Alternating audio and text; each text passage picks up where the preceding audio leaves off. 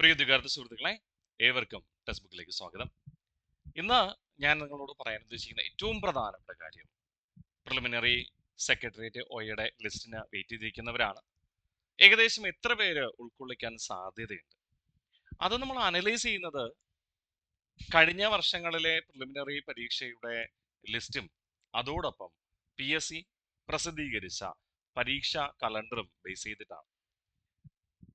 ചില ഉദ്യോഗാർത്ഥികളൊക്കെ ഇങ്ങനെ പറഞ്ഞു കേൾക്കുന്നുണ്ട്, പ്രിലിമിനറിയുടെ റിസൾട്ട് ഒരു 5000 പേരെയൊക്കെ ആയിരിക്കും ഉൾക്കൊള്ളിക്കുക, അല്ലെങ്കിൽ 10,000 പേരെ ആയിരിക്കും ഉൾക്കൊള്ളിക്കുക എന്നൊക്കെ. നമുക്ക് അനലൈസ് ചെയ്യാം.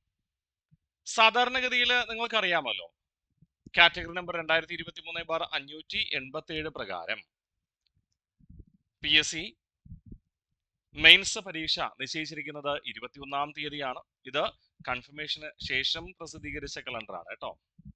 ഓക്കെ, അപ്പോൾ ഫൈനൽ ഡേറ്റ് ആണെന്ന് നമുക്ക് കണക്കാക്കാം. അതായത് കൺഫർമേഷൻ ഇതിനില്ല, ഡിഗ്രി ലെവൽ കൺഫർമേഷൻ ഒക്കെ കിട്ടിയതിന് ശേഷം PSC അന്തിമമായി പ്രസിദ്ധീകരിച്ച എക്സാം കലണ്ടറാണ്. അപ്പോൾ ആ എക്സാം കലണ്ടറിൽ കൃത്യമായി പറയുന്നുണ്ട് ഓഫീസ് അറ്റൻഡന്റ് എക്സാമിനേഷൻ വരുന്നത് എന്നാണ്, 21-ാം തീയതിയാണ്. അത് OMR എക്സാമിനേഷൻ എന്ന് കൃത്യമായി മെൻഷൻ ചെയ്തിട്ടുണ്ട്. അതിലെന്താ പ്രത്യേകത എന്ന് നിങ്ങൾ ചിലപ്പോൾ ചോദിക്കാം. പ്രിയ ഉദ്യോഗാർത്ഥികളെ, PSC ഓൺലൈൻ എക്സാമിനേഷൻ നടത്തുന്നത് നിങ്ങൾക്കറിയാം. സാധാരണഗതിയിൽ 10,000-ൽ താഴെ ഉദ്യോഗാർത്ഥികളാണ് പരീക്ഷയിലുള്ളതെങ്കിൽ സ്വാഭാവികമായിട്ട് അവിടെ ഓൺലൈൻ പരീക്ഷയാണ് നടത്തുക. ഓക്കെ, അപ്പോൾ 10,000-ൽ താഴെയാണെങ്കിൽ സാധാരണഗതിയിൽ ഓൺലൈൻ പരീക്ഷയാണ് നടത്തുക. അപ്പൊ നിങ്ങൾ ചോദിക്കും, സാറ് പരീക്ഷാ കലണ്ടറിൽ അതിനേക്കാൾ കുറഞ്ഞ നമ്പർ ഉണ്ട്, അത് OMR എക്സാമിനേഷൻ ആണല്ലോ കണ്ടിട്ടുള്ളത്. അതിന് മറ്റൊരു കാരണമുണ്ട്. ഇപ്പോ 3-4 തസ്തികകൾക്ക് വേണ്ടിയിട്ടുള്ള ഒരു പൊതുപരീക്ഷയിൽ ഉൾപ്പെടുന്ന കാറ്റഗറി ആണെങ്കിൽ അതിന് ഓൺലൈൻ നടത്തില്ല. അത് പൊതുപരീക്ഷയിൽ ആപ്ലിക്കൻസിന്റെ എണ്ണം കൂടുതലാണെങ്കിൽ അതുമായിട്ട് ഒരുമിച്ചായിരിക്കും നടത്തുക. ഫോർ എക്സാമ്പിൾ, ഇപ്പം ഒരു തസ്തിക ഓപ്പൺ കാറ്റഗറി എന്ന് വിളിച്ച നോട്ടിഫിക്കേഷൻസ് ഉണ്ടാവും. ഡിപ്പാർട്ട്മെന്റ് ബൈ ട്രാൻസ്ഫർ ഉണ്ടാവും. ഡിപ്പാർട്ട്മെന്റ് ബൈ ട്രാൻസ്ഫറിൽ വളരെ കുറച്ച് ആൾക്കാരെ ഉണ്ടാവത്തുള്ളൂ. അപ്പൊ അവർക്ക് 10,000-ൽ താഴെയാണെന്ന് പറഞ്ഞിട്ട് അവർക്ക് ഓൺലൈൻ എക്സാമിനേഷൻ നടത്താൻ പറ്റില്ലല്ലോ. രണ്ടുപേർക്കും പൊതുവായിട്ടുള്ള എക്സാമിനേഷനിലേക്ക് നടത്തുക. മനസ്സിലായോ? ഏതെങ്കിലും ഒരു പ്രത്യേക കാറ്റഗറിക്ക് 10,000-ൽ താഴെയാണ് ആപ്ലിക്കൻസ് എങ്കിൽ സാധാരണ ഇതിൽ ഓൺലൈൻ എക്സാമിനേഷൻ ആണ് നടത്തുക, വിവിധ ജില്ലാ ഓഫീസുകളിൽ ഒരേ സമയം. ഒരുപക്ഷെ ഒരേ സമയത്ത് ഉൾക്കൊള്ളിക്കാൻ കഴിഞ്ഞില്ല, ചെറിയ വ്യത്യാസമൊക്കെ ഉണ്ടെങ്കിൽ സ്വാഭാവികമായിട്ടും എന്താണ് ചെയ്യാറ്, 2 സമയമായിരിക്കും. അത് 10 മണിക്കും 11:30ക്കും അങ്ങനെയുള്ള ചെറിയ വ്യത്യാസത്തിൽ നടത്തും. പക്ഷേ ക്വസ്റ്റ്യൻസ് തിരിച്ചറിയാൻ കഴിയാത്ത രീതിയിൽ 2 കാറ്റഗറി ആയിട്ട് ഉദ്യോഗാർത്ഥികളെ വേർതിരിക്കുകയും അവരെ പരസ്പരം കാണാത്ത രീതിയിൽ എന്ത് ചെയ്യും, അവിടെ അവരെ കാത്തിരിക്കുവാനായിട്ട്, വെയിറ്റ് ചെയ്യാനായിട്ട് അവസരം ഒരുക്കുകയും ചെയ്യും. അതായത് ആദ്യത്തെ കാറ്റഗറി 10 മണിക്കുള്ള പരീക്ഷയിലേക്ക് കയറാണെന്ന് വിചാരിക്കുക. അവർ പരീക്ഷ കഴിഞ്ഞ് ഇറങ്ങുന്നു. ഇറങ്ങി അവർ പോകുന്നത് ഓഫീസിലെ മറ്റൊരു വഴിയിലൂടെ ആയിരിക്കും. അവർ വെളിയിൽ ഇറങ്ങുന്നതിന് മുമ്പ് രണ്ടാമത് പരീക്ഷ എഴുതാണ്ട ആൾക്കാരെ ഉള്ളിലേക്ക് പ്രവേശിപ്പിക്കുകയും മറ്റൊരു ഭാഗത്ത് വെയിറ്റ് ചെയ്യാൻ അനുവദിക്കുകയും ചെയ്യും. അപ്പൊ ഇവർ പരസ്പരം കാണുന്നില്ല, ക്വസ്റ്റ്യൻ എന്താണെന്ന് ഇവർക്ക് അറിയില്ല.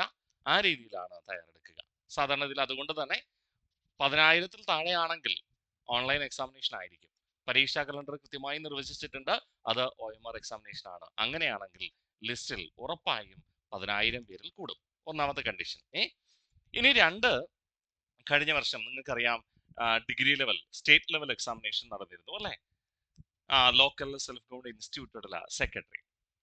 സാധാരണ ഇതിൽ പഞ്ചായത്ത് സെക്രട്ടറി എന്ന് പറയുന്ന, അല്ലെങ്കിൽ LSGI സെക്രട്ടറി എന്ന് പറയുന്ന പോസ്റ്റ് പരമാവധി ഒരു 500 വേക്കൻസിയൊക്കെ, പരമാവധി അത്രയും പോയാൽ 500 വേക്കൻസി വരാൻ സാധ്യതയുള്ളൂ. അതിനു മുൻപായിട്ട് മെയിൻസ് എക്സാമിനേഷന് തയ്യാറെടുക്കാൻ വേണ്ടിയിട്ട് പ്രിലിമിനറി എക്സാമിനേഷൻ കഴിഞ്ഞിട്ട് ലിസ്റ്റ് ഇട്ടപ്പോൾ ഏകദേശം 36,000 പേരുടെ ലിസ്റ്റാണ് PSC പബ്ലിഷ് ചെയ്തത് അല്ലേ?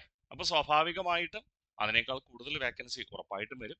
കഴിഞ്ഞ ലിസ്റ്റിൽ 850-ന് മുകളിൽ നിയമിക്കപ്പെട്ടു. അതിൽ പകുതിയിലധികം എന്തായിരുന്നു? NJD വേക്കൻസി ആയിരുന്നു. NJD എന്ന് പറഞ്ഞാൽ എന്താണ്?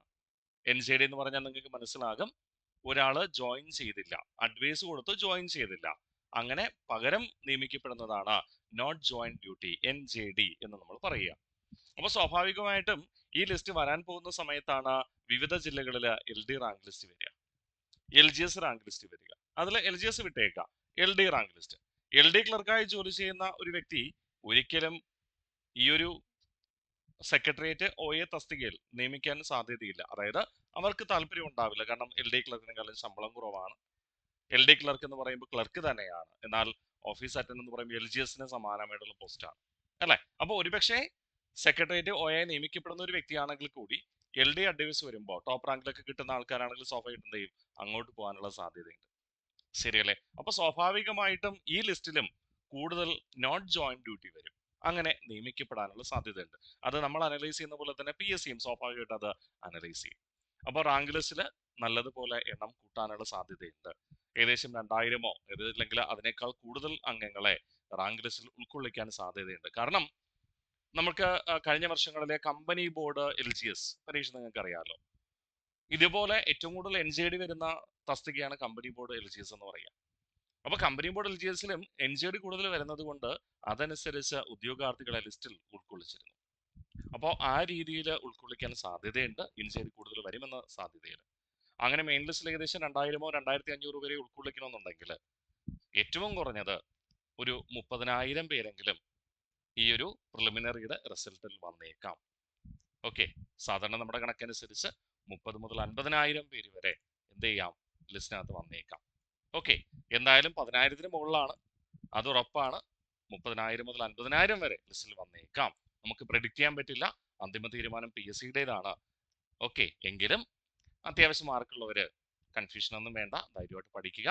മെയിൻസ് എക്സാമിനേഷന് വേണ്ടി പഠിക്കുക. മെയിൻസ് എക്സാമിനേഷന് വേണ്ടി പഠിക്കുക എന്ന് പറയുമ്പോൾ 10th ലെവൽ സിലബസ് ആണ് അല്ലേ. 10th ലെവൽ സിലബസ് പ്രകാരം കൃത്യമായി പഠിച്ചു പോയാൽ മതി. ടെൻഷനൊന്നും വേണ്ട.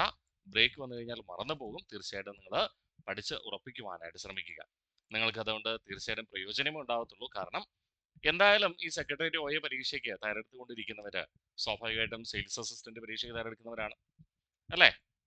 അതിൽ ഏകദേശം ഒരു 60 മുതൽ 70% വരെ ഡിഗ്രി ലെവൽ പരീക്ഷയ്ക്ക് തയ്യാറെടുക്കുന്നവരാണ്.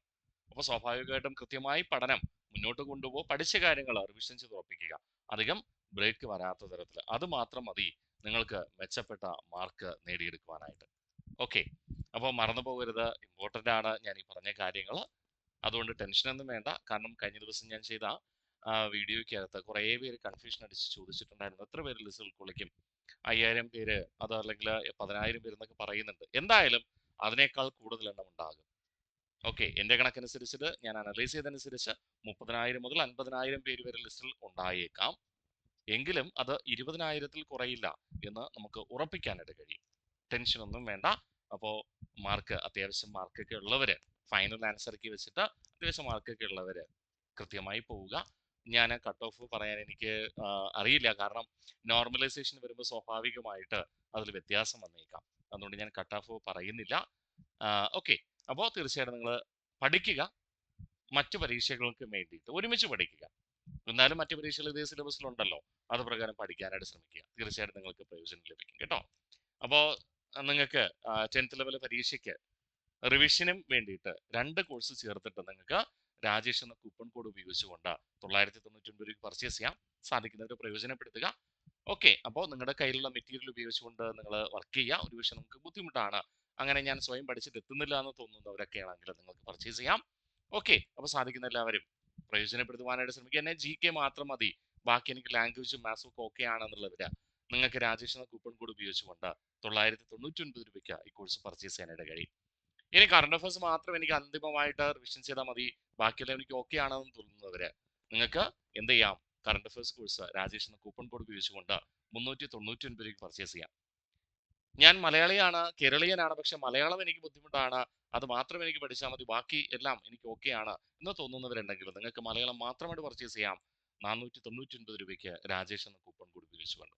ഓക്കെ, അപ്പോൾ ഇനിയും ഇതുപോലുള്ള നിങ്ങൾക്ക് നിങ്ങളുടെ മനസ്സിൽ തോന്നുന്ന സംശയങ്ങൾക്ക് ദൂരീകരണവുമായിട്ട് നിങ്ങളുടെ കമന്റിൽ, ഓരോ വീഡിയോയുടെയും കമന്റിൽ നിങ്ങൾ എന്തെങ്കിലും ഡൗട്ട് ചോദിച്ചു കഴിഞ്ഞാൽ അതിന്റെ വിശദീകരണവുമായിട്ട് ഇത്തരം വീഡിയോസുമായിട്ട് ഞാൻ വീണ്ടും എത്തിച്ചേരും. അപ്പോൾ നിങ്ങൾക്ക് ഈ ഒരു കാര്യം നിങ്ങൾക്ക് പരമാവധി മനസ്സിലായി എന്ന് ഞാൻ കരുതുന്നു. എന്തെങ്കിലും ഡൗട്ട് ഉണ്ടെങ്കിൽ ചോദിക്കാൻ മടിക്കരുത്. തീർച്ചയായിട്ടും ഈ വീഡിയോ ആദ്യമായിട്ട് കാണുന്നവരാണെങ്കിൽ തീർച്ചയായിട്ടും സബ്സ്ക്രൈബ് ചെയ്യുക ചാനൽ. ഇതുപോലുള്ള അപ്ഡേറ്റുകൾ തീർച്ചയായും നിങ്ങൾക്ക് ആവശ്യമായ അപ്ഡേറ്റുകളുമായിട്ട് ഞാൻ വീണ്ടും എത്തും. നന്ദി.